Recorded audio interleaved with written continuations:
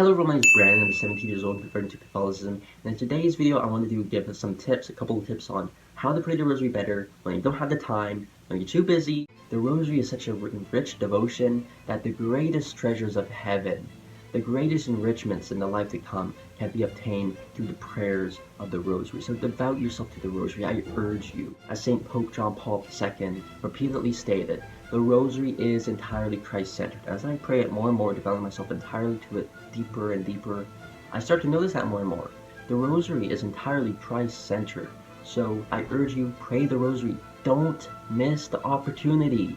It's free. You can pray it now.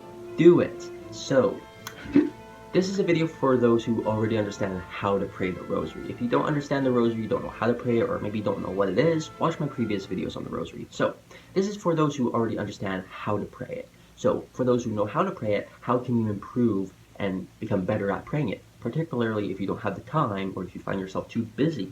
This is from the book, The Secret of the Rosary, written by St. Louis de Montfort. Read this book because he is a beautiful saint that gives such a psychological insight into the philosophy of the Holy Rosary. This is a book that's meant for everyone. Every Catholic should have this book.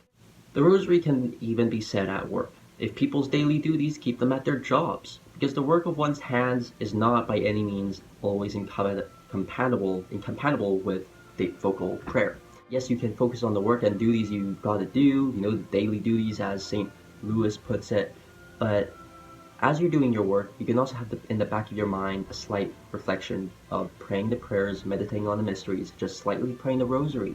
I would be in class focusing on my work, whilst also having a slight reflection in the back of my mind upon the meditations of the Gospel whilst praying the Rosary. And yes, I wasn't in deep contemplation. I had to focus on school, of course, but in the back of my mind, I was having a slight reflection, praying the Rosary, and by praying it, it was better than not praying it at all. And yes, again, it's praying it poorly, but that's better than not praying it at all.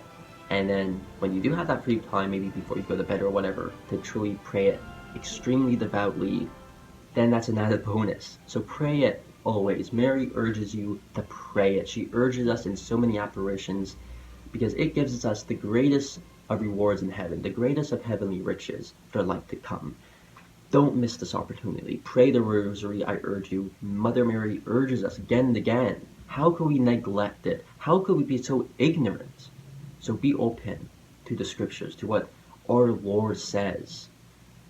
The Bible repeatedly tells us to pray without ceasing, to have our minds always constantly upon Christ. This is a meditation on the Gospels. It is solely Christ-centered. Pray the Rosary, which is a prayer focusing on the life, death, and resurrection of our Lord. Pray the Rosary. Pray, pray, pray the Rosary. Anyway, thank you all for watching.